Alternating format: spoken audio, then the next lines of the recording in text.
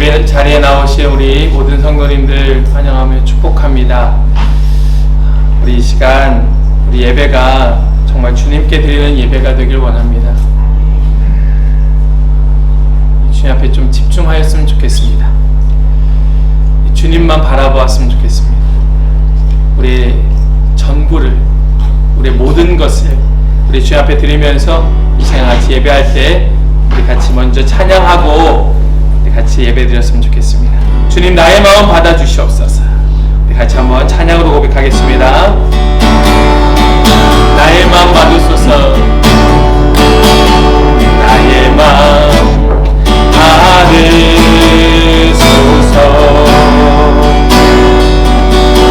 오셔서 주님의 저소 삼으소서.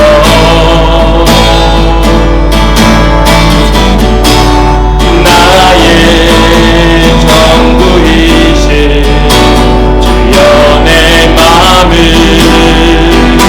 받아주소서. 나의 마음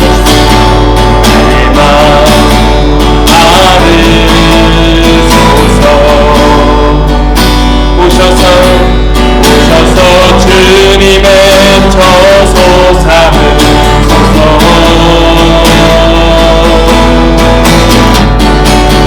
나의 전부이신 주여 내 마음을 받아주. 우리 다시 한번 고백합니다. 나의 마음 받으소서. 나의 마음 받으소서.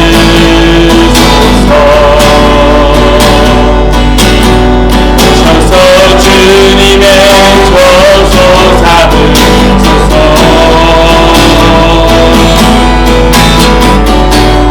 나의 전부이신 주여 내 마음을 받아주소서. 나의 마음을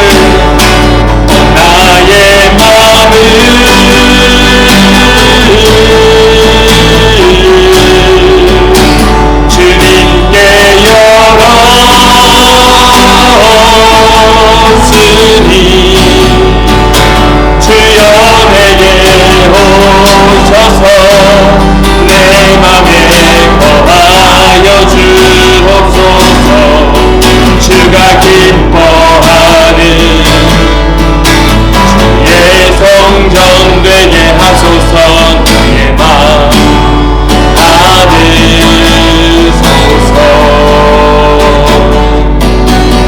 오셔서 주님의 저소 삼으소서. 아멘. 나의 전부이신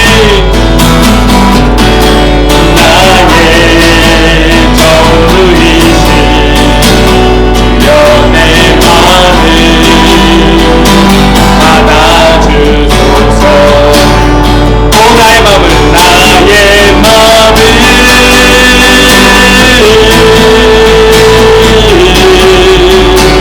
주님께 열었으니 주여 내게 오셔서 내 맘에 거하여 주옵소서. 주가 기뻐하는 주의 성. 나의 마음을, 나의 마음을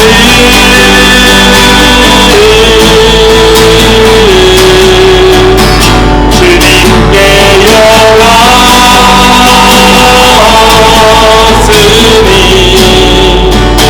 주여 내게 오셔서 내 맘에 거하여 주옵소서. 주가 기뻐하는 주의 성전 되게 하소서. 나의 마음 받으소서.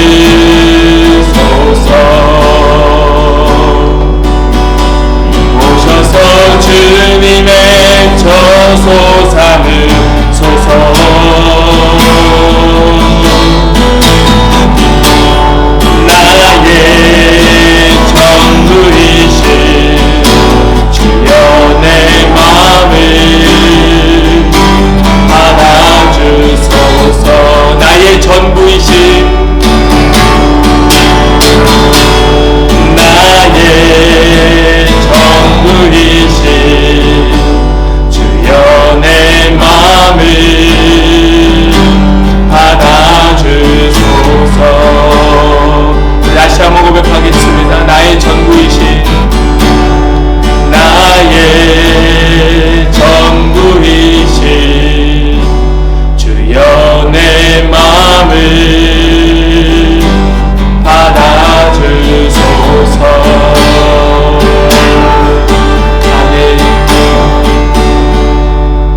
기도하겠습니다. 기도하실 때에 예 주님 나의 전부이십니다.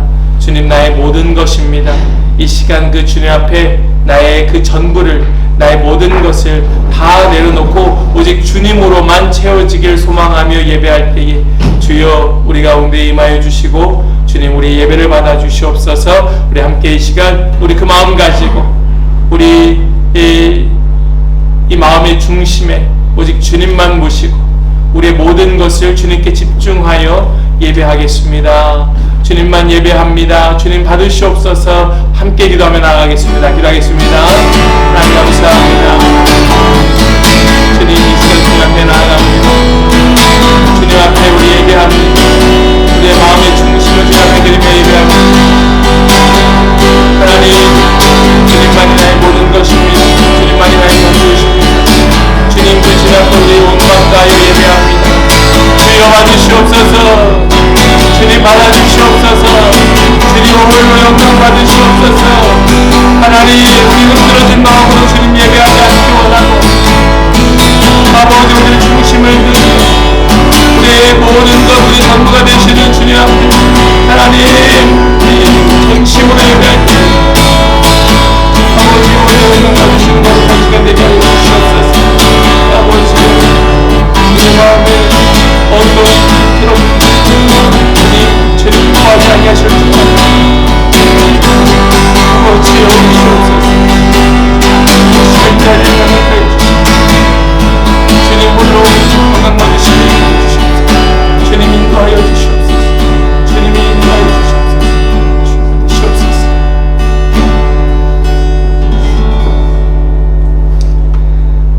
하나님이여 우리가 주의 전 가운데에서 주의 인자하심을 생각하였나이다.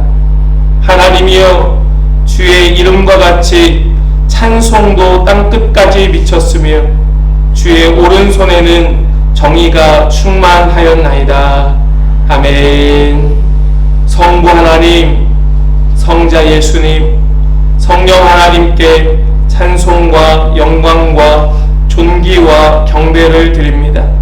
거룩한 삼위일체 주일 아침에 우리 이 연약한 자들 이곳으로 불러 모아 주시고 깨어지고 흩어진 마음 회복시켜 천국의 그 신비함을 깨닫게 하여 주시니 감사합니다.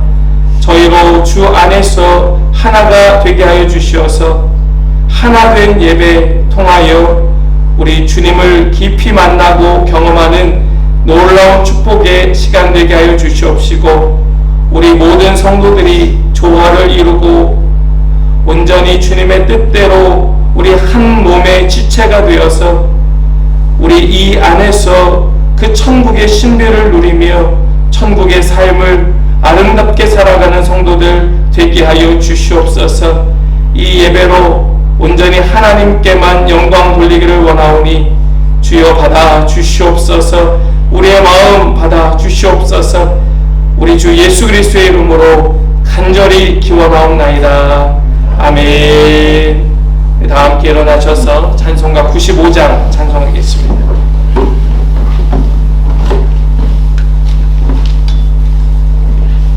찬송가 95장 함께 찬송하겠습니다.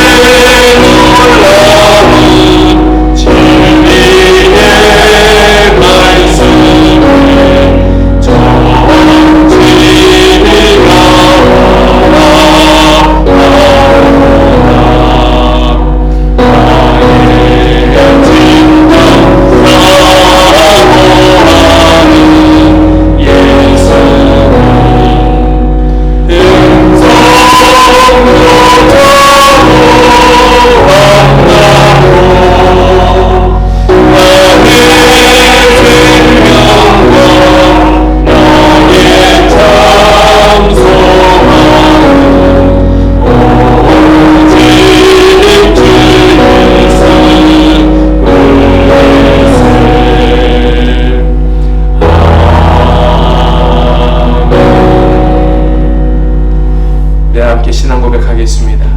전능하사 천지를 만드신 하나님 아버지를 내가 믿사오며 그 외아들 우리 주 예수 그리스도를 믿사오니 이는 성령으로 잉태하사 동정녀 마리아에게 나시고 빌라도에게 고난을 받으사 십자가에 못 박혀 죽으시고 장사한 지 사흘 만에 죽은 자 가운데서 다시 살아나시며 하늘에 오르사 전능하신 하나님 우편에 앉아 계시다가 저리로서 산자와 죽은 자를 심판하러 오시리라. 성령을 믿사오며 거룩한 공예와 성도가 서로 교통하는 것과 죄를 사하여 주시는 것과 몸이 다시 사는 것과 영원히 사는 것을 믿사옵나이다.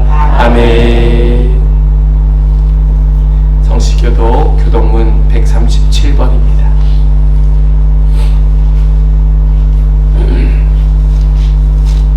교동문 137번 삼위일체 교동문을 같이 교독합니다. 137번입니다. 예수께서 세례를 받으시고 곧 물에서 올라오실새 하늘이 열리고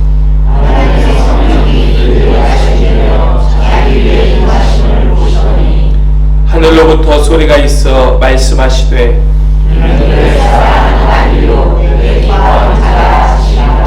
그러므로 너희는 가서 모든 민족을 제자로 삼아 아버지와 아들과 성령의 이름으로 세례를 베풀고 내가 너희에게 분부한 모든 것을 가르쳐 지키게 하라. 볼지어다 내가 세상 끝날까지 너희와 항상 함께 있으리라 하시니라. 오직 하나요 성령도 한 분이시니 이와 같이 너희와 그리심의 한 소망 안에서 부르심을 받았느니라. 주도 한 분이시요 믿음도 하나요 세례도 하나요 하나님도 한 분이시니 만유의 아버지시라. 하늘 위에 계시고 만유를 통일하시고 만유 가운데 계시도다. 아멘. 자리에 앉으시겠습니다. 우리 찬송가 86장 함께 찬송하겠습니다. 찬송가 86장입니다.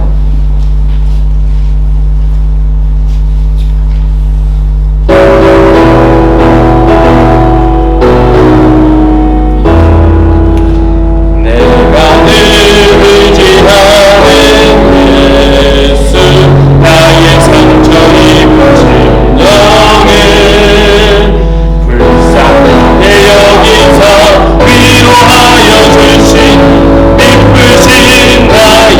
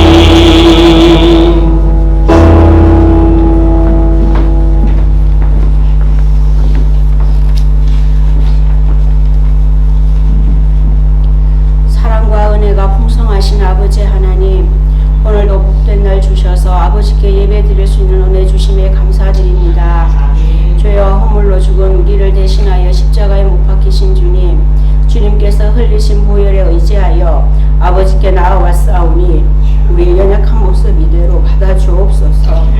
십자가의 도가 멸망하는 자들에게는 미련한 것이요 구원을 받은 우리에게는 하나님의 능력이심을 믿사오니 이 믿음으로 주님의 십자가 든든히 붙들고 담대히 세상을 이기게 하옵소서. 우리의 시선이, 우리의 마음이 세상이 아닌 오직 주님만 바라보기 원합니다. 주님만이 우리의 소망이시며 우리의 구원자 되심을 고백합니다. 우리의 어린 자녀들로부터 청소년부, 청년부를 주님 손에 올려드립니다. 이 악하고 어두운 세대 가운데 주님의 빛을 비추는 거룩한 주님의 자녀들 되게 하소서. 먹음직도 하고 보암직도 하고 탐스럽기도 한 세상 유혹에 흔들리지 않게 하시고 오직 주님의 말씀에만 순종하는 믿음의 자녀들 되게 하셔서 주님께 영광 돌리는 삶이 되게 하소서. 한빛교회를 기억하여 주시고 이 땅 가운데 세워주신 목적대로 영원 구원하는 사명 잘 감당케 도와주소서. 동아와 아프리카 땅을 향한 주님의 마음 부어주시고 한빛교회가 저들을 섬길 수 있는 은혜 주심에 감사합니다. 세 분의 선교사님들의 사역에 성령으로 기름 부으시고 그 땅 가운데 든든한 주님의 나라가 세워지게 하소서. 이 시간 목사님을 통해 주님의 말씀 듣기 원합니다. 말씀 전하시는 목사님 성령으로 충만케 하시고 말씀의 권능으로 붙들어 주사 오직 담대히 진리의 말씀만을 선포케 하여 주옵소서. 순종이 제사보다 낫고 듣는 것이 수량의 기름보다 낫다고 하셨사오니 우리의 귀를 열어주사 주님의 말씀 듣게 하시고 말씀에 순종하는 삶이 되게 인도하여 주소서. 이 예배 가운데 성령님만이 임재하여 주시고 이 모든 말씀 길이의 진리요 생명 되신 예수 그리스도의 이름으로 기도드립니다. 아멘.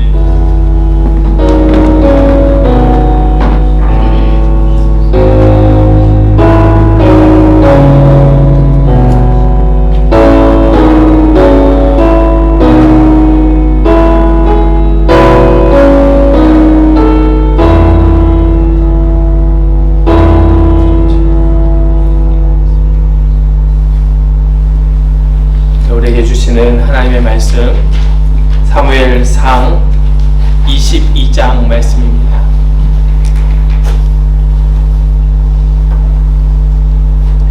사무엘상 22장 1절부터 23절까지 22장 전체 말씀이죠. 22장 1절로 23절까지의 말씀.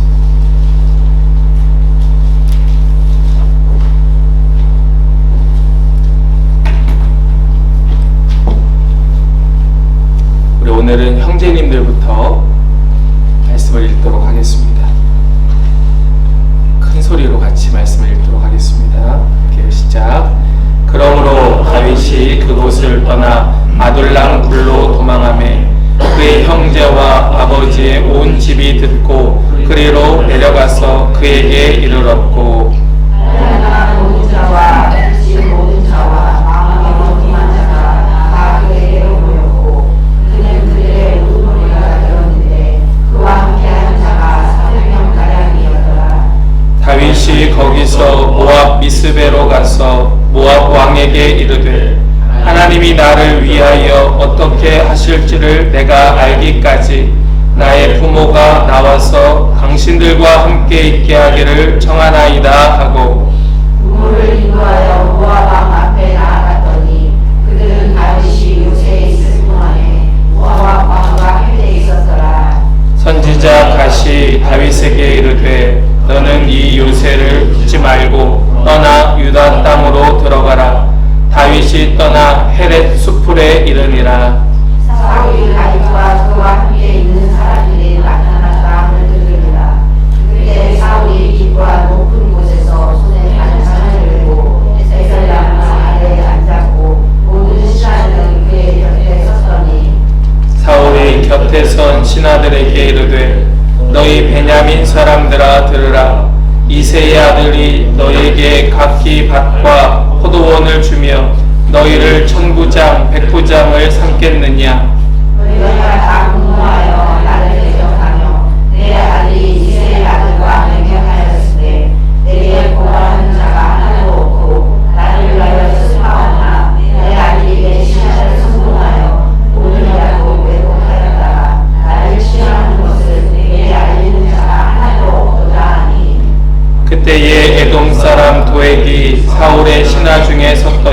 대답하여 이르되 이새의 아들이 노베 와서 아이두베 아들 아히멜렉에게 이른 것을 내가 보았는데 아히멜렉이 그를 위하여 여호와께 묻고 그에게 음식도 주고 블레셋 사람 골리앗의 칼도 주더니라.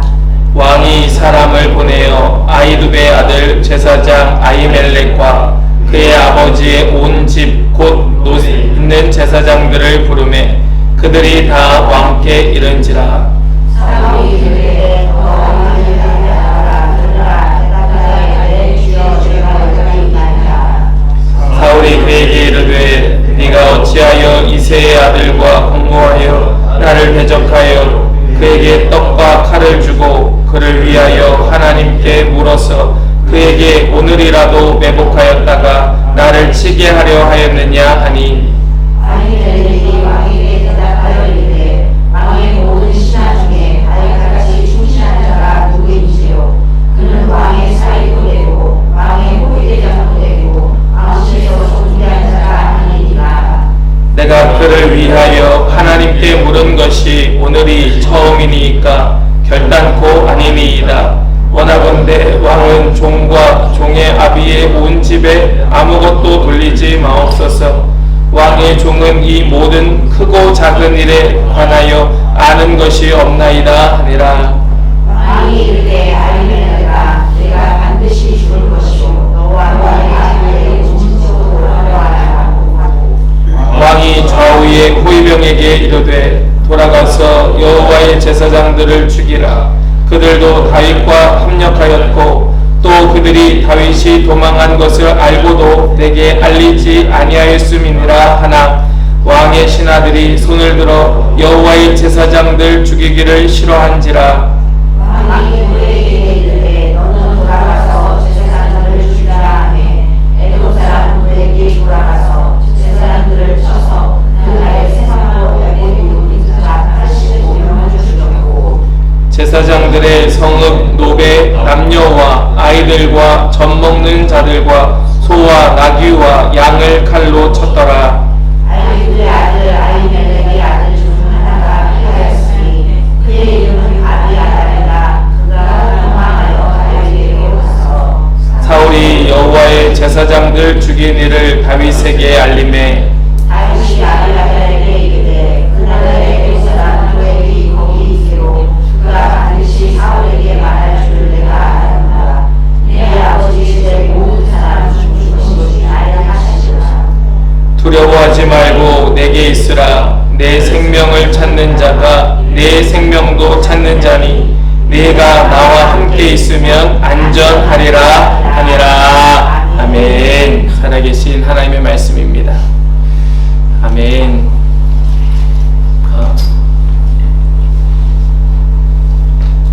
이렇게 말씀을 길게 읽다 보면 내용이 전체적으로 이해가 되는 것이 아니라 자꾸 앞의 내용을 까먹게 되는 현상들이 있죠. 그러십니까? 1절부터 23절까지의 말씀을 읽으면 이 말씀이 전체적으로 내용이 들어오고 이해가 되면 좋으련만 앞의 내용들이 자꾸 사라지고 지금 읽고 있는 내용들만 머릿속에 남는 일들이 자연스러울 때가 되셨어요. 그죠? 말씀의 내용을 간략하게 보면 이렇습니다. 어제 본문이었어요. 이 다윗이 사울을 피하여 어디로 들어갔는가 하면 골리앗의 칼을 가지고 블레셋 땅 가드로 들어갑니다. 아마도 이 다윗이 이 골리앗의 칼을 들고 블레셋으로 망명한 것은 그 골리앗의 칼을 들고 가면 블레셋이 자신을 받아줄 거라 하는 생각 때문이었을 거예요. 그 거인의 칼, 자기가 휘두르려고 갖고 오는 것이 아니고 그걸 가지고 망명하는 거예요. 근데 어떤 일이 일어났습니까? 가드에서 오히려 이 다윗을 위협하고 죽이려 하죠. 그래서 다윗이 어떻게 합니까?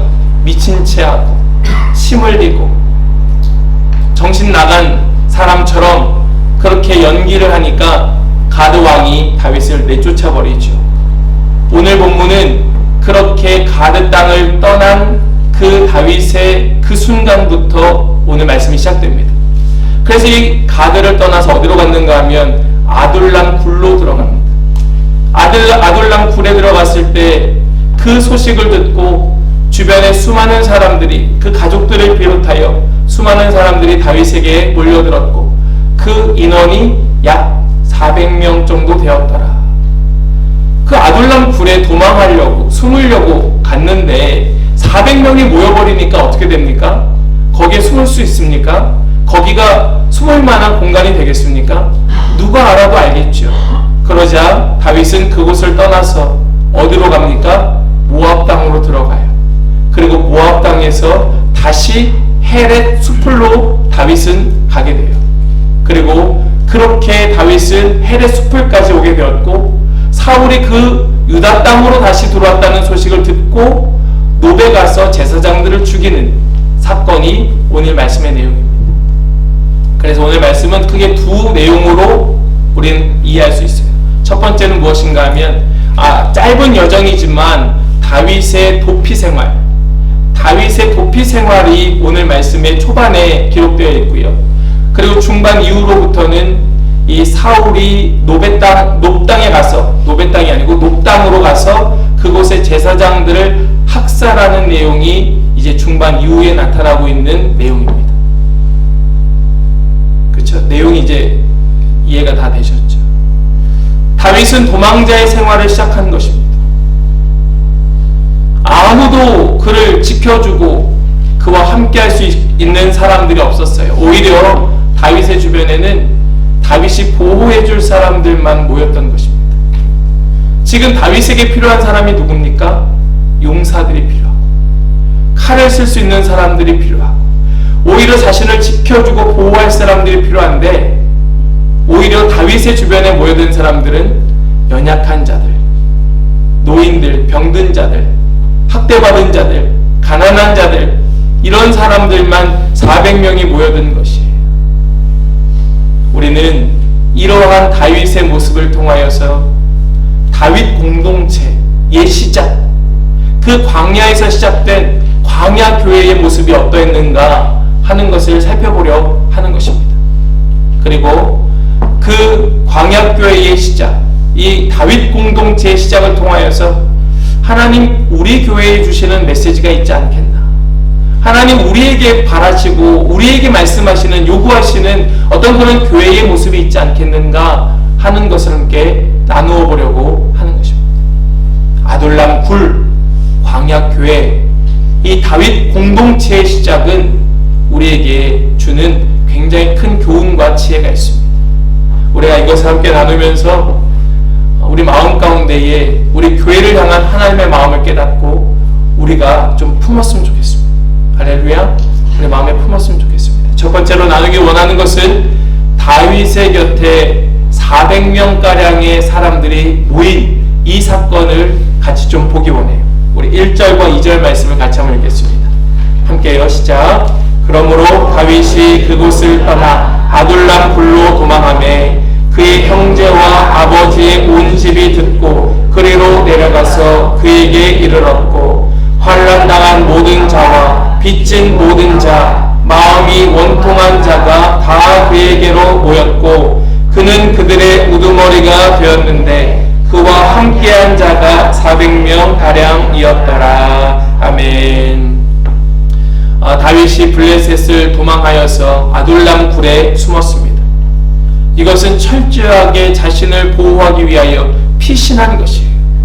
그런데 어떻게 그것을 알았는지 이 다윗이 그 아둘람 굴에 숨었다는 소식을 듣게 된 것입니다. 그리고 사람들이 모여들어 여기 아둘람 굴은 이 가드와 또 이 유다 땅 베들레헴의 중간쯤 있는 그 지역이 아둘람입니다. 그리고 이 아둘람은 천연 요새 굴이 굉장히 많습니다. 숨을 데가 많아요. 이 다윗이 왜 아둘람으로 갔는지 이해가 되는 것이죠. 숨기 위해서, 사람들의 눈을 피하기 위해서. 그런데 이상하게도 그 아둘람 굴에 사람들이 모여들기 시작하는데 말씀을 보니까 뭐 가족, 형제들, 아비의 온 집 이해가 됩니다. 가족들이니까. 그런데 그 사람들뿐만 아니라 환난 당한 자, 빚진 자, 마음이 원통한 자, 이런 사람들도 모여든 것이에요. 여러분, 이 사람들이 어디에 환난을 받고 누구에게 빚을 졌으며 왜 마음이 원통하겠습니까? 누구를 향한 원통함이겠습니까? 사울을 향한 마음이에요. 사울의 그 어떤 학정에 못 이겨서, 이 사울의 정치에 그들이 못 이기고 견디질 못하여서 그 대신 그들이 선택한 사람은 다윗이었던 것입니다. 우리 이후에 나오는 말씀이지만 사울이 어느 정도 심하게 이 백성들을 다스립니까?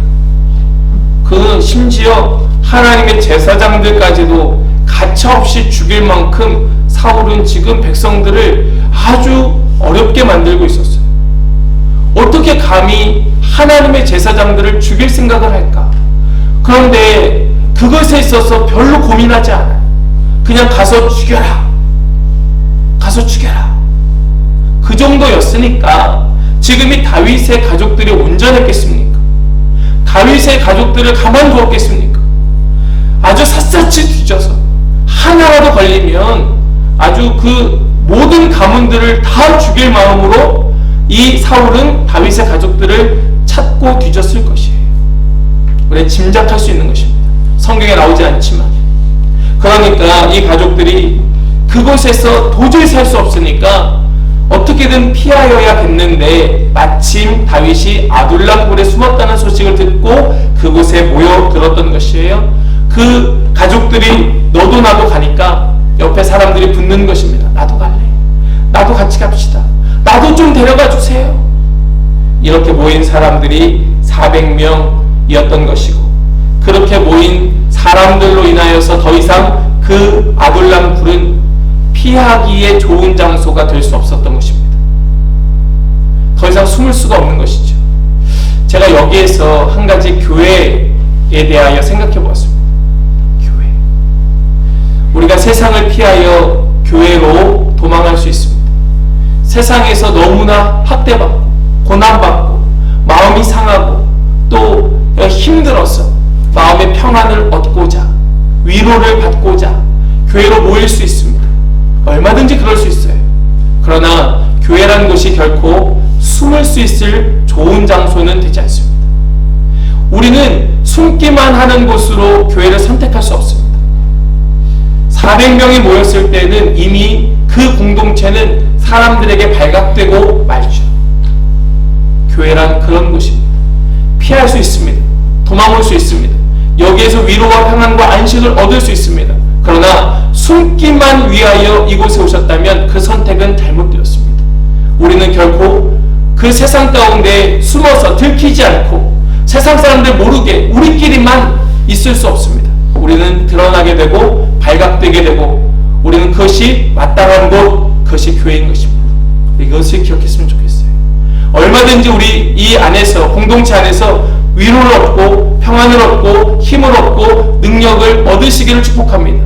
그러나 여기에 피해서 나는 이제는 더 이상 아무것도 하지 않고 여기에서 피해서 도망해서 사람들과 교제도 하지 않고 아무것도 없이 그냥 여기에서만 그냥 위로만 받고 있을 거야. 그것은 불가능하다는 말씀이에요. 그것은 안 됩니다. 우리 세상 가운데 발각되는 것이 당연하다. 믿으시기 바랍니다. 세상 가운데 드러나는 것이 당연하다. 그것이 교회다. 이 다윗은 더 이상 아둘람굴에 있을 수 없어서 그 모든 가족들 400명을 데리고 모압 땅으로 건너가요. 말씀을 보니까 그곳을 미스베라고 말하고 있습니다. 미스베. 현대 지명으로 미스베가 어디인지 정확하게 몰라요. 다만 우리가 추정하는 것은 모압 땅에서 유다 가까이, 이스라엘 땅 가까이에 있었던 모압 도시가 아니었을까라고 생각을 합니다. 그런데 이 모압 땅으로 다윗이 400명을 데리고 간 이유가 뭘까요? 왜 하필이면 모압일까요? 우린 그것을 이 다윗의 증조모에게서 힌트를 찾는 거예요. 증조모가 누굽니까? 루시 보아스와 결혼하여 누굴 낳습니까? 오벳을 낳고, 오벳은 누구를 낳습니까? 이새를 낳고, 이새가 낳은 아들이 다윗인 것이죠. 그래서 이 아둘람에 있다가 이 가족들을 다 데리고 400명을 데리고 모압 땅으로 가는 겁니다. 거기라면 안전하겠다. 거기라면 나를 지켜주겠다. 나를 보호해주겠다. 그 증조모와의 관계를 가지고 그 땅에 들어가는 것입니다. 그리고 거기에서 가족들을 맡겨요. 보호해 주십시오. 지켜주십시오. 하는 겁니다. 그리고 말씀을 보면 이 다윗이 뭐라고 말하고 있는가 하면 하나님이 나를 위하여 어떻게 하실지를 알기까지 이곳에 있겠으니까 우리 좀 지켜주십시오 라고 모압 왕에게 말해요. 다시요. 이 다윗이 모압 왕에게 하나님이 나를 위하여 어떻게 하실지 알기까지 나를 좀 지켜주세요. 우리 가족을 지켜주세요 라고 말합니다. 여러분, 여기에서 다윗이 굉장히 중요한 사실 한 가지가 변했어요. 우리 어제 본문에 다시 한번 상기시켜 보시면 다윗이 가드로 갈 때 기도하고 갔습니까? 말씀을 보셨나요? 다윗이 가드로 블레셋으로 갈 때 그 골리앗의 칼을 가지고 블레셋 땅으로 들어갈 때 다윗이 기도하고 갑니까? 그 블레셋 땅에서 위험을 당하였을 때 이 다윗이 미친 채 할 때 하나님 저 미친 채 해도 되겠습니까? 라고 기도하고 미친 채 합니까? 그렇지 않아요. 그런데 이 다윗 공동체, 다윗을 중심으로 한 이 교회의 모습이 갖춰지기 시작하니까 다윗이 변해요. 그 그룹 안에서 그가 우두머리가 되니까 하나님 앞에 기도하지 않고서는 베길 수가 없게 되었습니다. 그래서 이 모압 땅에 들어온 다윗은 하나님 앞에 기도하기 시작하고 하나님 앞에 묻기 시작하고 하나님의 답을 얻기까지 내가 이곳에 머물러야겠다. 왜요? 식소들이 생겼으니까 이들을 어떻게든 보호해야 되니까 그들을 안전하게 두고 그곳에서 그는 기도하기 시작하는 겁니다. 그때에 누가 옵니까? 말씀을 보면 오늘 본문에 그렇게 그가 그곳에서 기다리고 있을 때 누가 찾아옵니까? 갓 선지자가 찾아오는 겁니다. 할렐루야. 여러분, 그가 기도하니까 뭘 알게 됩니까? 하나님의 뜻을 발견하게 되는 겁니다. 아, 그렇구나. 교회라고 하는 이 공동체, 이 안에서 우리가 하나님 앞에 어떻게 기도하여야 할 것인가? 우리가 어떤 마음으로 하나님 앞에 매달려 우리가 간구해야 할 것인가? 하나님께서 우리 교회를 향하여, 우리를 향하여, 이 공동체를 향하여 하나님의 뜻을 알기까지 내가 이곳에 머물러 있겠습니다. 내가 꼼짝도 하지 않습니다. 하나님 뜻을 알게 해주시면 내가 그때 내 뜻을 정하고 그 뜻대로 행하겠습니다. 이것이 다윗의 마음이었던 것이고 이것이 교회에 주는 하나님의 메시지인 것입니다. 그렇게 갓 선지자가 다윗에게 왔고 갓 선지자의 이야기를 듣고 그제서야 다윗은 가족들을 두고 홀로 헤렛 숲으로 이동하게 되었던 것입니다. 저는 우리 교회가 그런 교회 되었으면 좋겠습니다. 하나님께서 그 뜻을 알게 하여 주시기까지 꼼짝도 안 하고 그냥 딱 자리를 지키고 있는 그런 굳은 믿음 말입니다. 우리 세상 가운데 세상의 눈으로 보면 이 사람들이 모압 땅에 있는 거 결코 안전한 거 아닙니다. 모압 왕이 사실 언제 배신할지도 모르고, 물론 모압 왕이 사울과 관계가 그렇게 좋은 관계가 아니기 때문에 지금 이들이 안전할 수 있지만 이 정치적인 것은 언제든지 동맹을 맺고 언제든지 그 동맹이 깨지는 것이 이 세상 정치 아닙니까? 모압 왕에게 사울이 전령을 보내서 내가 당신과 동맹을 맺을 테니 그 사람들을 내게로 보내라 하면 꼼짝없이 당할 수도 있었던 것이 바로 이 다윗의 공동체예요. 그럼에도 불구하고 다윗은 그 자리에 머물러 있기를 결정하는 것입니다. 언제까지 말입니까? 하나님의 뜻을 알 때까지, 하나님께서 분명히 사인을 주실 때까지. 그 갓선지자가 온 거예요. 그 말씀을 듣고 즉시로 순종하여 이동하는 것입니다. 이것이 진정한 교회의 모습, 우리 공동체의 모습이 되었으면 좋겠어요.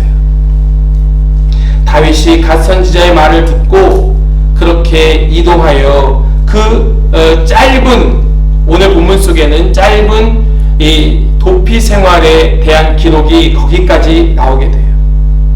우린 여기에서 우리가 먼저 보게 된 이 교회의 모습을 한번 생각해 보기 원해요. 세상에서 상처받고 고통받고 소외되고 또 마음에 어려운 그런 사람들이 모여서 안식을 얻고 쉼을 얻고 위로를 받을 수 있는 교회가 바로 교회의 모습일 것입니다. 그러나 그 교회의 모습이 세상으로부터 도피하여 세상과 모든 인연을 끊고 그저 이곳에서만 머무르며 여기에서 안식을 얻으려고 하는 그런 도망하여 이곳에 숨으려는 곳이 교회가 아니고, 우리는 이곳에서 안식을 얻고 위로를 얻지만 우리는 반드시 발각되게 되어 있다. 드러나게 되어 있다. 그것이 교회다. 도리어 위험에 처할 수 있으나 그것으로 말미암아 더 어려워질 수도 있으나 교회는 드러나야 한다. 나타나야 한다. 그것을 가지고 우리는 기도하여야 되고 붙들고 하나님 앞에 매달려야 되고, 그렇게 매달려 기도할 때, 간구할 때, 하나님 앞에 엎드릴 때 하나님께서는 반드시 어떻게 해야 할지를 가르쳐 주시게 된다. 이 다윗이 모압 땅에서 얼마나 있었는지 모릅니다. 그러나 그가 모압 땅에 머물러 있는 것이죠. 그것이 교회가 되어야 할 줄로 믿으시기 바랍니다. 아, 교회 그런 곳이구나. 우리 교회가 그런 곳이 되어야겠구나.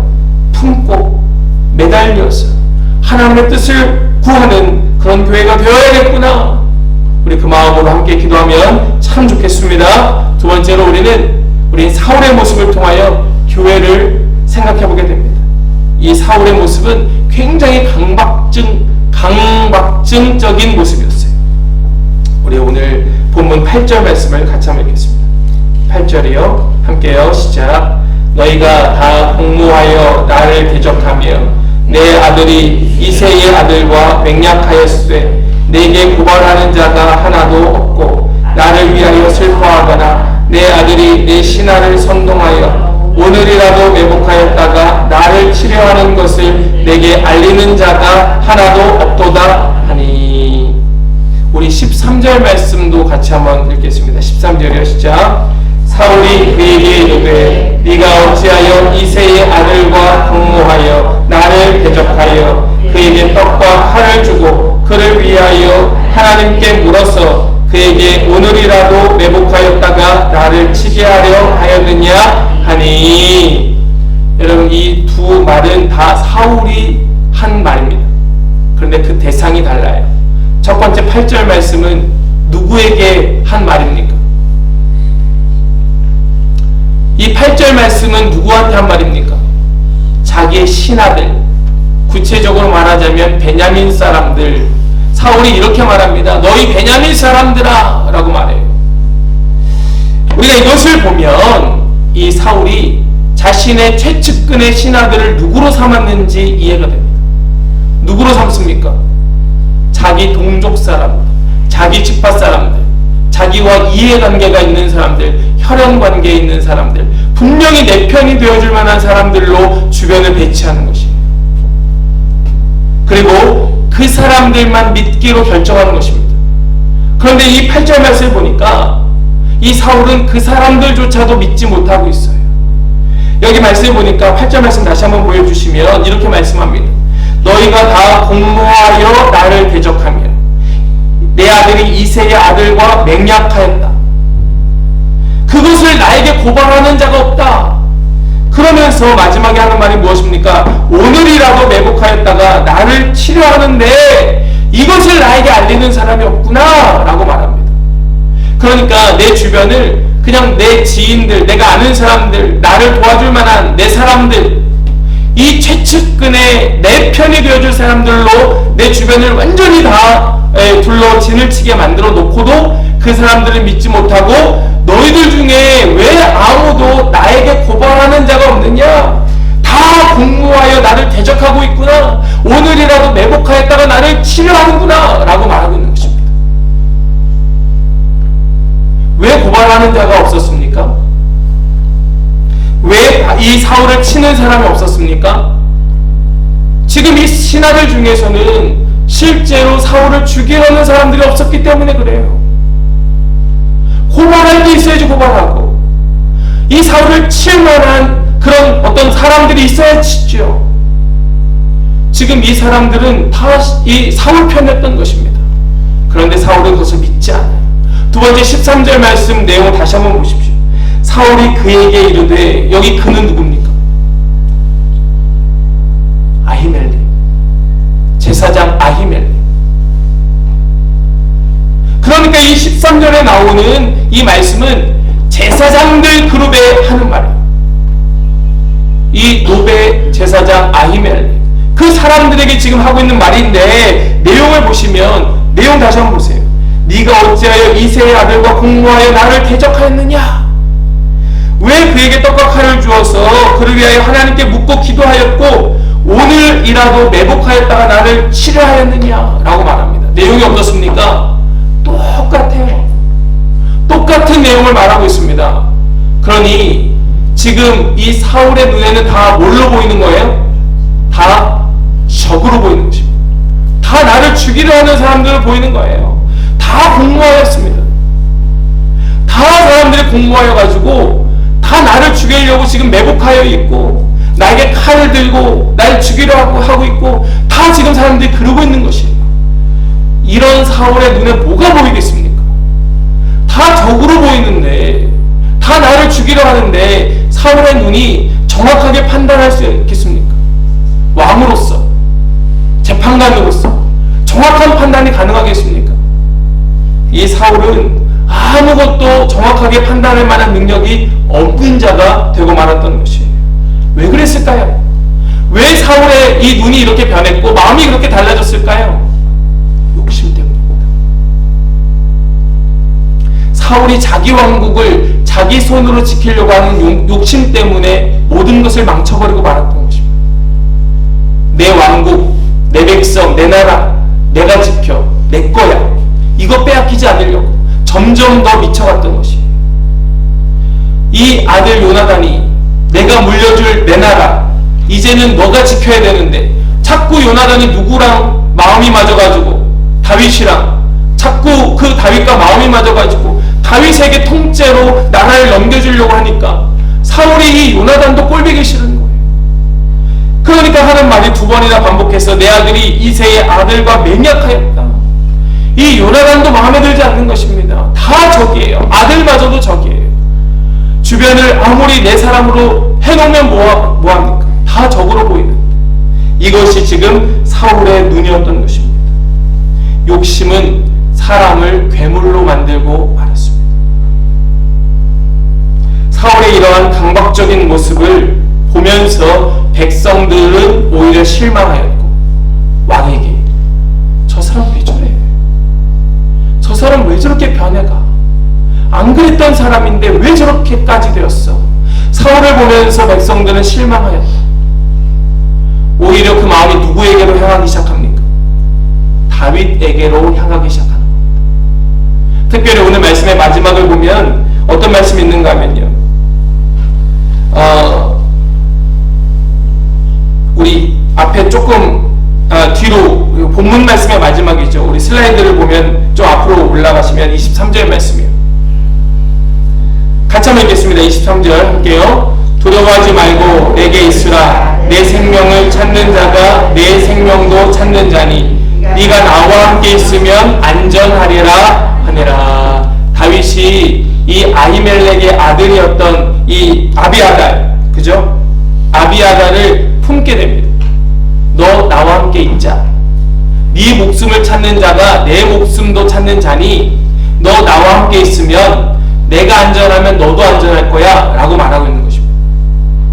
이렇게 아비아달을 끌어안는 순간 지금 백성들도 왕에게 실망하여 점점 눈이 누구에게로? 다윗에게로 점점 옮겨지고 있고, 지금 이 아비아달을 다윗이 끌어안음으로 인해서 어떤 그룹이 다윗에게 오고 있습니까?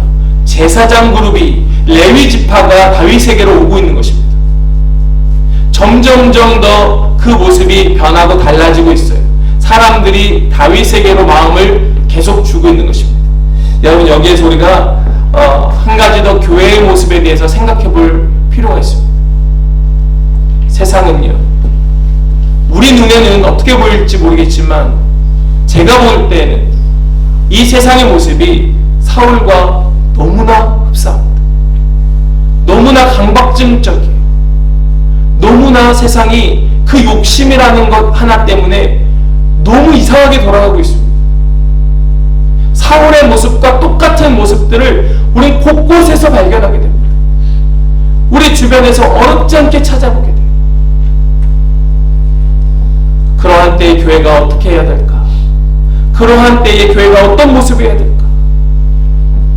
우리가 도대체 누구를 끌어안고 누구를 품어야 될까?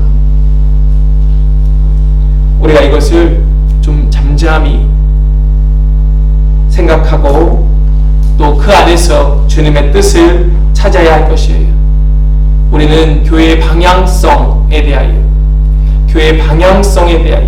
우리가 이제 앞으로 나아가야 할 그 방향에 대하여 생각해 보게 되는 것입니다.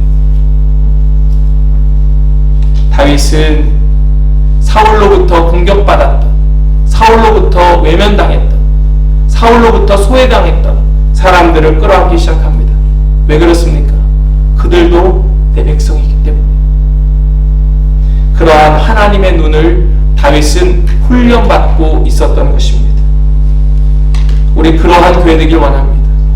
하나님의 마음으로 백성을 품는 그런 눈 말입니다.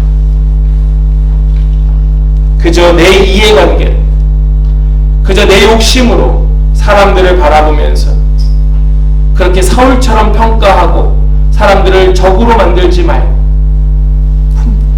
안아줘.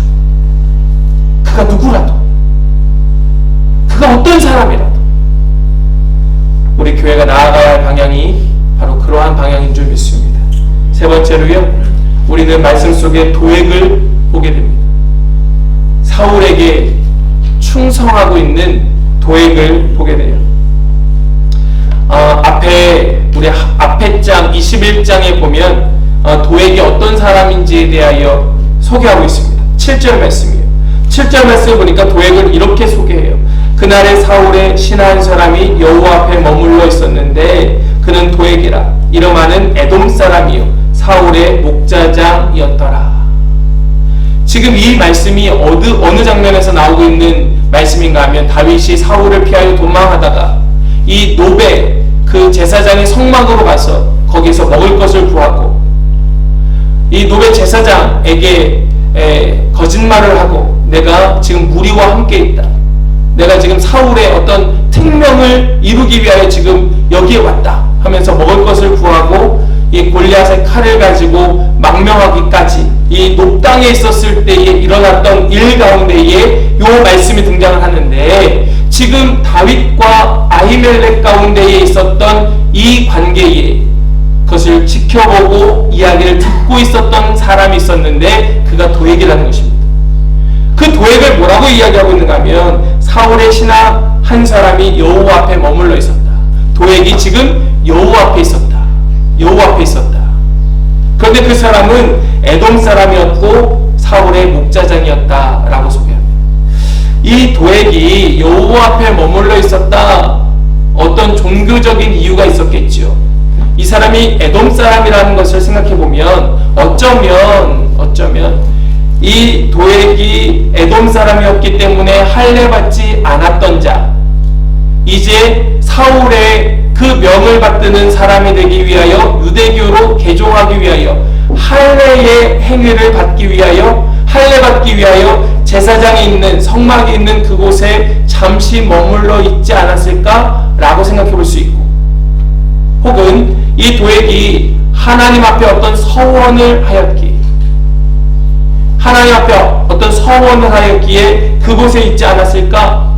또 그가 어떤 지은 죄로 말미암아 하나님 앞에 해결해야 될 문제가 있어서 속죄함을 받기 위하여 그가 이 성막이 있는 노베에 있지 않았을까? 여러 가지로 생각해 볼 수 있지만은 어쨌든 중요한 것은 이 도액은 종교적인 목적으로 노베에 있었다. 그 성막에 머물러 있었다. 여호와 앞에 있었다. 그런 종교적인 목적으로 그곳에 머물러 있었던 도액이 그곳에서 들은 내용을 가지고 무엇에 써먹고 있습니까? 거기서 보고 들은 것을 가지고 어디에 써먹고 있습니까? 그것을 사울에게 고발하는데 그것을 쓰고 있어요. 이것이 도액이었습니다. 이 도액이 그 이름의 뜻이 불안이란 뜻입니다. 이 도액이 있는 그곳이 불안한 것, 위험이 있는 것입니다. 그것이 그 사람의 이름의 뜻이에요. 도액 같은 사람이 있습니다. 그가 있는 곳에 언제나 불안하고 분란이 있고 갈등이 있고 번민이 있고 반목이 있고, 이 도액이 있는 곳이 그랬던 것입니다. 그래서 이 사람이 에돔 사람이라는 거예요. 그가 에돔 사람인데 개종한 사람이라는 것입니다. 뭔가 반쯤 세상에 걸쳐있는 사람처럼 등장하는 것입니다. 불안한 사람이에요. 그가 이렇게 사울에게 가서 사울에게 고발하는 사람이 됩니다. 오늘 말씀 18절 말씀, 19절 말씀을 보십시오.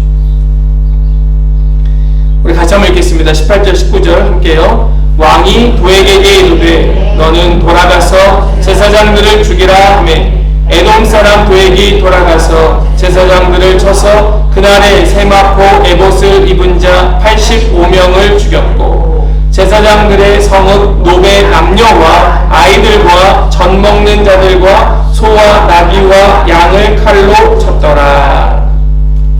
여러분, 지금 이 도액이 하고 있는 모습을 보면 어떤 모습을 보고 있는가 하면 아예 그 도시 하나를, 노비라고 하는 땅 전체를 완전히 진멸시키고 있는 모습을 우리는 보고 있습니다. 이 도액이라고 하는 사람 하는 일이 왜 이랬을까요? 왜 도액이 이렇게까지 이 사람들을 죽였을까요?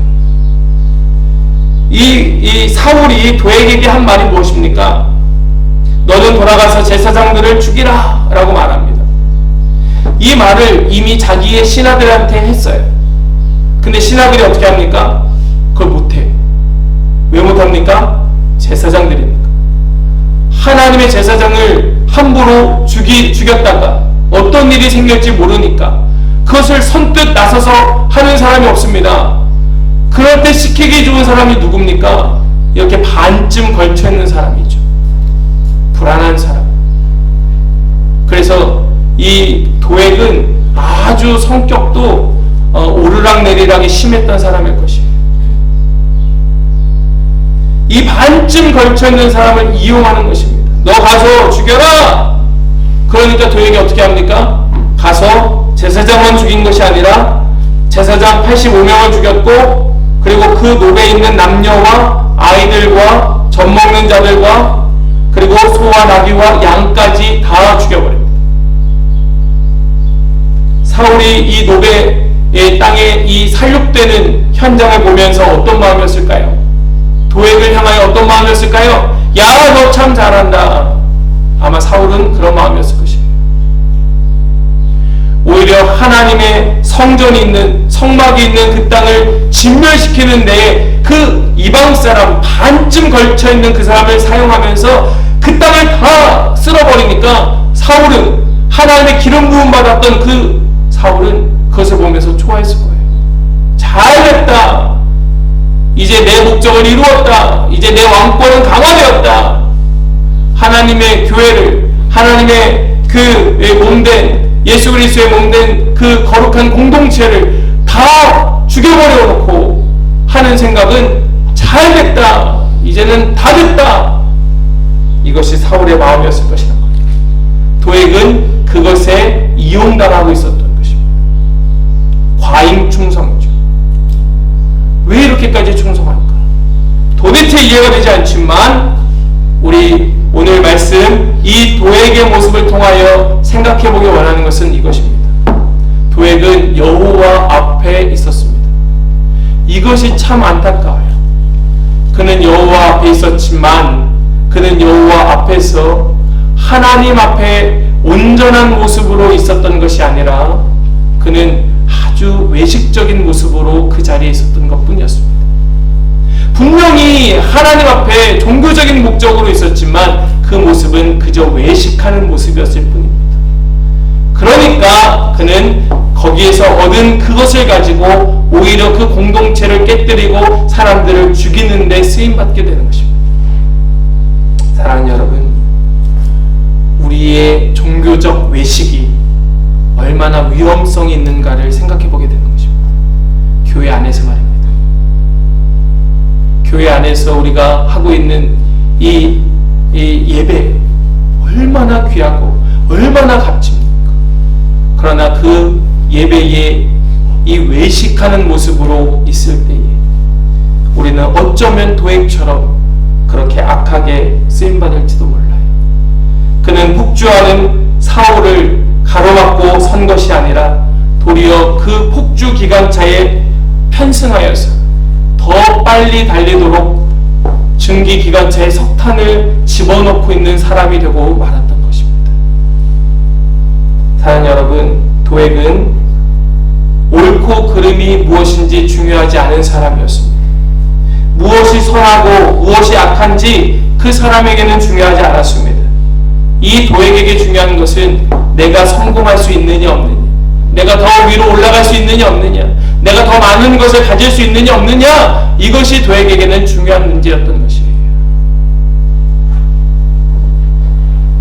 우리가 이것을 잊는다면 우리 교회의 모습도 그저 세상의 성공, 세상의 출세, 그것을 지향하게 될 것입니다. 그러나 이 도액의 모습을 보면서 우리가 깨닫는다면 우리는 정확하게 옳고 그름이 무엇인지, 우리가 해야 할 선이 무엇인지, 우리는 그것을 예배의 현장 가운데에서 깨닫게 될 것이고 하나님의 말씀 속에 우리는 그것을 알게 될 것이다 라는 말씀이에요. 우리는 하나님 앞에 온전한 예배를 드리는 까닭, 우리가 하나님 앞에 영광된 예배를 드리는 이유는 그 하나님의 마음이 어디에 있는지, 하나님의 선이 무엇인지를 알아서 그것을 가지고 세상 가운데에서 하나님의 선으로 살기 위하여 우리는 이 예배의 자리에서 온 마음 다하여 나의 마음 받으시옵소서, 주님 예배합니다 하는 것이지, 우리 이 자리에서 적당히 더 세상의 출세와 세상의 더 높은 지위를 얻기 위하여 외식하는 자리가 아니라는 것을 깨닫게 된다는 말씀이죠. 다윗이 후에 이 도액에 대하여 시편에서 이렇게 평가하고 있습니다. 시편 52편 말씀, 우리 말씀을 통독하신 분들 계신다면 이 52편 말씀도 어제 통독 본문이었는데 우리 1절과 2절 말씀만요 같이 한번 읽겠습니다. 함께요. 포악한 자여, 네가 어찌하여 악한 계획을 스스로 자랑하는가? 하나님의 인자하심은 항상 있도다. 네 혀가 심한 악을 꾀하여 날카로운 삭도같이 반사를 행하는도다. 아멘. 다윗은 도액을 생각하며 이렇게 이야기하였던 것이에요. 이 52편 전체 말씀 9절까지의 말씀이 다 도액에 대한 말씀이에요. 네가 어찌하여 악한 계획을 스스로 자랑하는가? 도액도 이 노베 사람들을 살육하고 아마 스스로 생각하기에 됐다, 난 이제 성공이다, 내가 이제는 이방인이었지만은 이 사울의 주변에 있는 베냐민 사람들 누구보다 나는 더 높이 올라갈 수 있게 되었다 라고 그는 자랑하고 다녔을 것이에요. 이 다윗은 이 도액에 대하여 네가 어찌하여 악한 계획을 스스로 자랑하느냐, 하나님의 인자하심, 하나님의 공의, 하나님의 그 진리, 하나님의 말씀, 하나님의 자비하심은 항상 너의 앞에 있는데 너는 왜 그 엉뚱한 것을 자랑하고 있느냐라고 말합니다. 오늘 말씀의 결론을 맺습니다. 오늘도 하나님께서 우리에게 이 거룩한 날을 선물로 주셨습니다. 우리는 눈 떠보니 주일이 아니라 그냥 어쩌다가 또 자다 깨다가 보니까 오늘이 오늘 주일이네 가 아닌 것이에요. 어린아이들 이제 막 학교 들어간 아이들, 오늘이 무슨 요일인지 오늘이 며칠인지 구분 못하는 아이들, 제가 가끔 저희 막내 놀리려고 오늘 같은 주일날 야, 빨리 일어나, 교복 입어, 학교 가야지. 얘가 주섬주섬 교복을 입어요. 오늘이 무슨 날인지 모르는 거예요. 오늘 주일이야. 오늘은 안 속았어요. 오늘 안 속았는데 오늘 학교 가는 날이에요. 그러면 교회 가는 옷, 깨끗한 옷, 좋은 옷, 예쁜 옷 입을게요. 오늘 이러더라고요. 웬일인지 가끔 속아요. 그래서 막 교복을 입어요. 그리고 학교 갈 준비를 해요. 우리가 그러고 있진 않는가? 눈 떠보니 주일이었어. 눈 떠보니 거룩한 날이라 하니까, 오늘 교회 가야 된다고 하니까 주섬주섬 교회 갈 옷 입고 그냥 이곳에 온 것은 아닌가 생각해보게 되는 것입니다. 우리 교회는 다윗처럼, 다윗이 시작한 그 아둘람굴에서 시작한 그 광야교회의 모습처럼 어렵고 힘든 사람의 피난처가 될 수 있는 교회가 되길 원합니다. 그리고 그 사람들 다 이끌고 가는 우리 교회 리더십들, 어떻게든 엎드려 기도하고 어떻게든 하나님 우리에게 원하시는 것이 무엇인가 그 답을 얻기까지 꼼짝도 안 하고 그냥 묵묵하게 믿음을 가지고 기도하면서 하나님께서 주신 마음이 있을 때 그 공통된 마음 가지고 한 걸음 한 걸음 가는 그런 교회가 되었으면 좋겠습니다.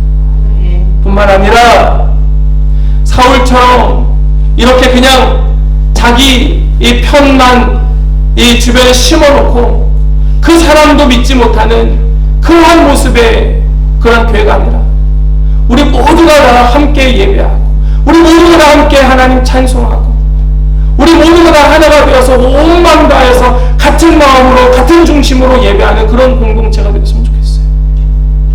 그저 이 도액처럼 괜히 자기 출세를 위하여 과잉 충성한다고 그러는 것도 옳지 않습니다.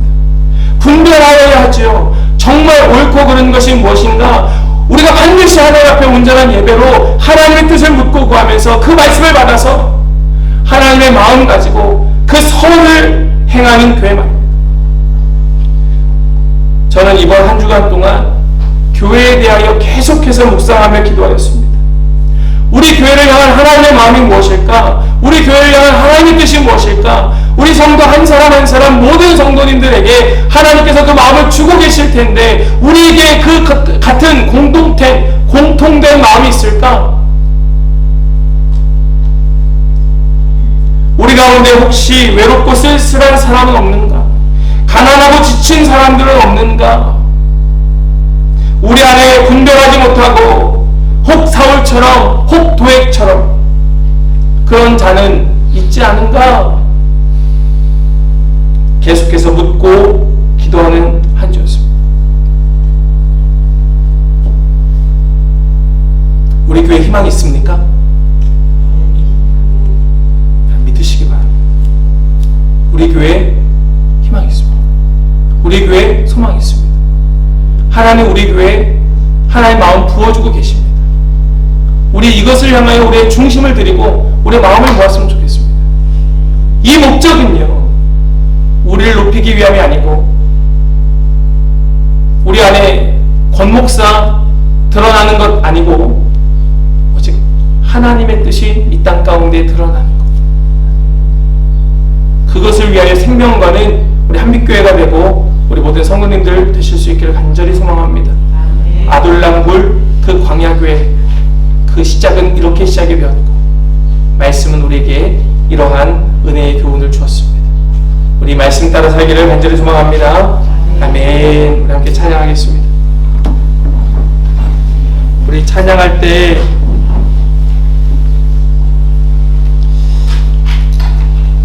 우리 수요일날도 우리 이 찬양을 한번 했었는데요. 이런 교회 되게 하소서. 주님, 우리 교회가 이런 교회가 되기 원합니다. 오늘 주신 말씀도 우리 생각하고 오늘 이 찬양의 가사도 생각하면서 주님, 우리 한빛교회가 이런 교회가 되게 하여 주옵소서. 계속해서 이런 교회가 되길 소망하며 기도하겠습니다 하는 마음 가지고 같이 한번 찬양하겠습니다.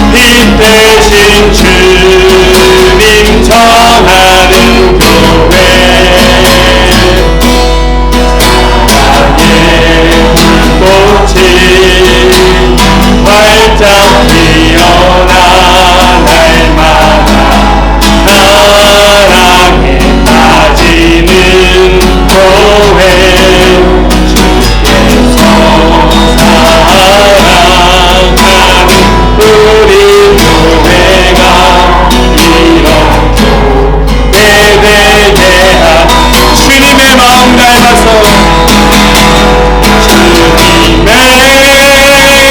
마른 날 아멘 이웃을 사랑하는 교회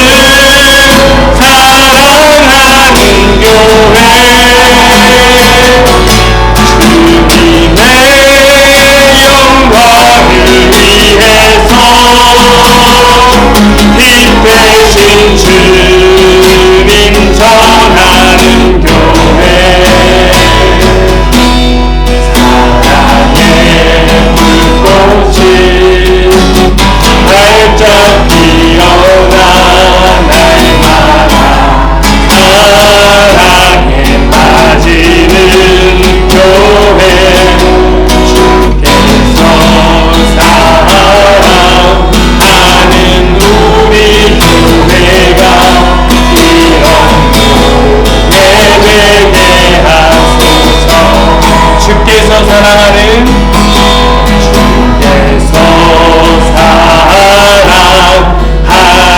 우리 교회가 이런 예배게 하소서 아멘. 같이 한번 기도하겠습니다. 기도할 때 우리 오늘 말씀 생각하면서 또 우리 가사들을 기억하면서 좀 같이 기도했으면 좋겠습니다. 하나님께서 우리 교회를 향하여 어떤 마음을 가지고 계실까? 정말 우리 교회가 이러한 진정한 주님 보시기에 합한 공동체의 모습인가? 우리는 누구를 또 우리의 품에 품고 또 어떤 사랑으로 헌신하고 있는가? 혹 우리 가운데 사울처럼 도액같이 그러한 삶의 모습으로 외식하는 그러한 모습은 있진 않은가? 우리는 우리 자신과 또 우리 교회를 바라보면서 하나님 마음을 부어주시옵소서. 하나님 뜻을 알게 하여 주시옵소서. 하나님께서 원하시는 것, 기뻐하시는 것이 무엇인지 알기까지 하나님 우리 그저 기도하고 묵묵히 붙들고 매달려 기도하겠습니다. 간구하겠습니다. 하나님 그러한 교회가 우리 교회가 되게 하여 주시옵소서. 우리 그 마음 가지고 다시 한번 기도하겠습니다. 기도합니다. 하나님 감사합니다. 주님께서 우리에게 말씀 주시고 그 말씀으로 기도가 있으니 아버지로 감사합니다. 하나님 우리 마음이 좋습니다. 하나님 너무나 쉽게 변하고 하나님 이 사울처럼 아무리 믿지 못하고 그저 내가 원하는 대로만 내가 뜻한 대로만 하나님 무엇이 주인 줄도 모르고 겁없이 하나님 그런 모습이 우리 가운데 있지 않습니까?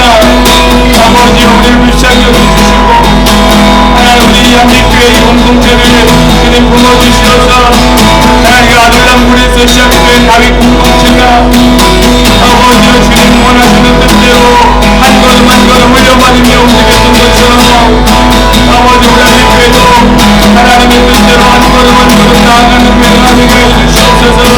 주님 도와주시옵소서. 주여 우리 가운데 계시옵소서. 주여 우리 한빛교회에 아직 소망이 있습니다. 여전히 소망이 있습니다.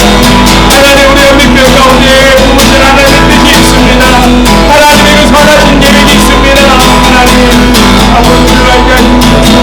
하나님 우리 한빛교회가 하나님 뜻까지 살아가는 교회 되게 하십시오. 하나님 도와주시옵소서. 주여 도와주시옵소서. 우리 한 번 더 기도할 때에 우리 교회 특별히 저와 그 교회에 헌신하는 모든 리더십들과 또 각자 맡은 자리에서 하나님의 마음 가지고 열심히 헌신하고 있는 우리 모든 성도들 우리 서로를 좀 주님 앞에 올려드리며 같이 한번 기도하기 원합니다. 하나님께서 세워주신 이 한빛교회가 정말 하나님 원하시는 하나님 기뻐하시는 공동체가 되게 하여 주시옵소서. 그러기 위하여 우리가 온전히 하나 되어야겠사오니 하나님 우리를 갈라놓고 우리를 분리시키고 우리를 나누고 우리를 회방하고 우리를 계속해서 반목하게 만드는 그 어떤 것이라도 그것이 무엇이라도 하나님 이 시간 간구할 때에 완전히 우리에게서 끊어지는 역사가 있게 하여 주시옵시고 우리에게 주시는 하나님의 그 마음 우리를 채우시는 그 주님의 성령으로 인하여 우리 온 성도들, 우리 온 마음이 온전히 주님 안에 하나가 될 수 있도록, 그래서 진정 이 안에서 우리가 함께 위로받고 격려받고 힘을 얻고 또 주님의 마음을 깨닫고 주님의 말씀을 분별하고 옳고 그름이 무엇인지 선과 악이 어떤 것인지를 우리가 붙들고 세상 가운데에서 우리 넉넉하게 승리할 수 있는 그런 공동체, 그런 모든 성도들 되게 하여 주시기를 우리가 위하여서 같이 다시 한번 간절한 마음으로 기도하며 나가기 원합니다. 기도하겠습니다. 할렐루야. 하나님 감사합니다. 주여 이 시간 주님 다시 한번 우리 간절한 마음으로 기도할 때에 주여 우리 가운데 오셔서 주님 주님의 마음을 주시옵소서.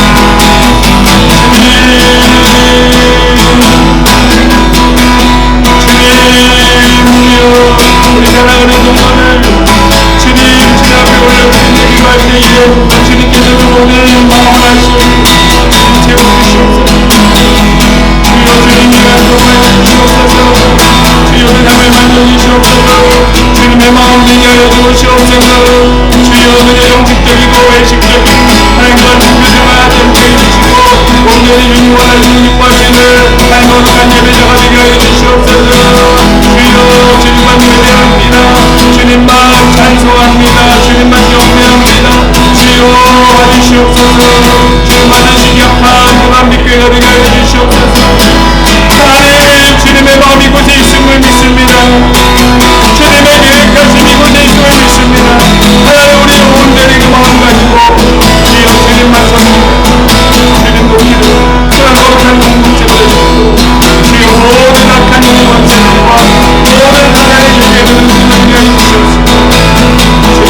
주님의 마음으로 주님의 성령으로 충만하게 하여 주시옵소서. 주여 성령의 인도함 받는 교회가 되게 하여 주시옵소서.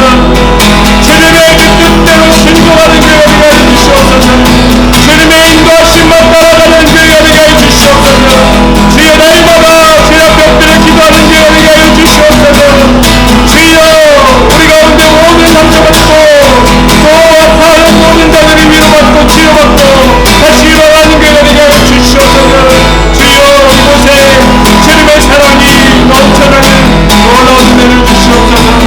아버지여 이 안에서 우리 주님을 만나게 하여 주셔서 옳고 그른 것이 무엇인지 분별하고 세상 가운데서 승리하는 자를 되게 하여 주시옵소서.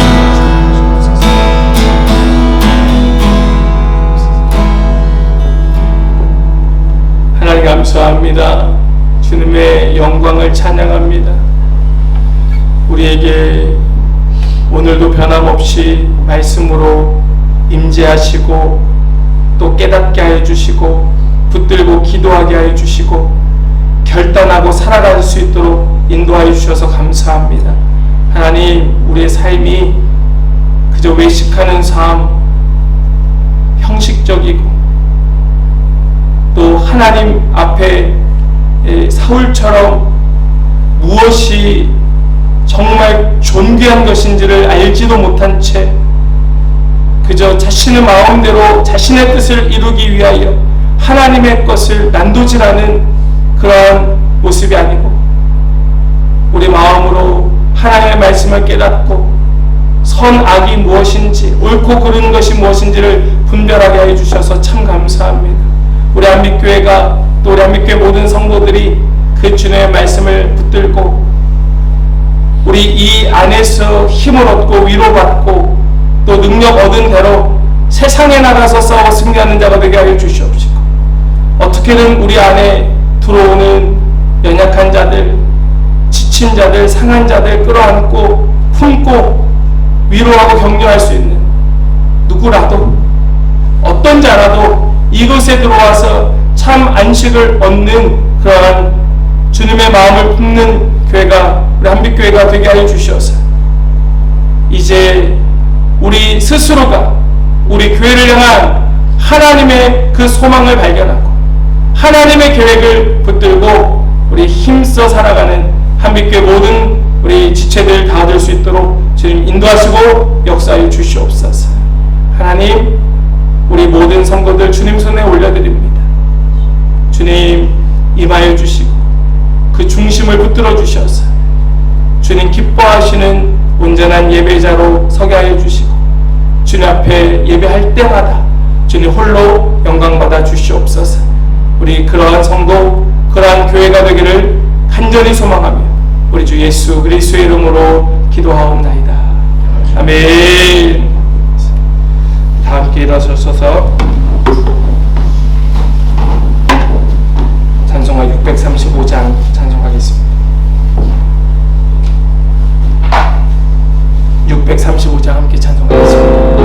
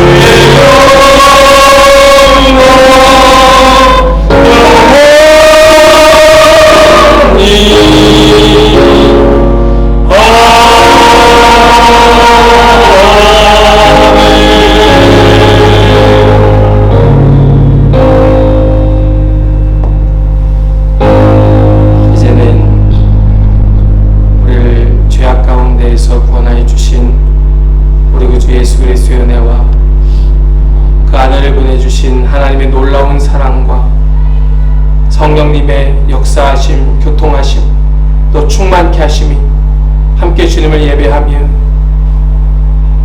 교회를 향한 하나님의 마음, 그 뜻을 깨닫게 하시고 그 깨달은 대로 살아가기를 소망하며 결단하는 우리 모든 성도들 그 머리 위에와 각 가정과 모든 자녀들 위에와 모든 삶의 터전 위에와 우리 사랑하는 한빛교회와 모든 교회학교 위에 또 모든 주님의 몸된 교회들 위에 모든 나라와 민족과 열방을 품고 오늘도 생명 걸고 수고하는 모든 선교사님들 위해 이제로부터 영원토록 함께 하시기를 간절히 축원하옵나이다. 아멘.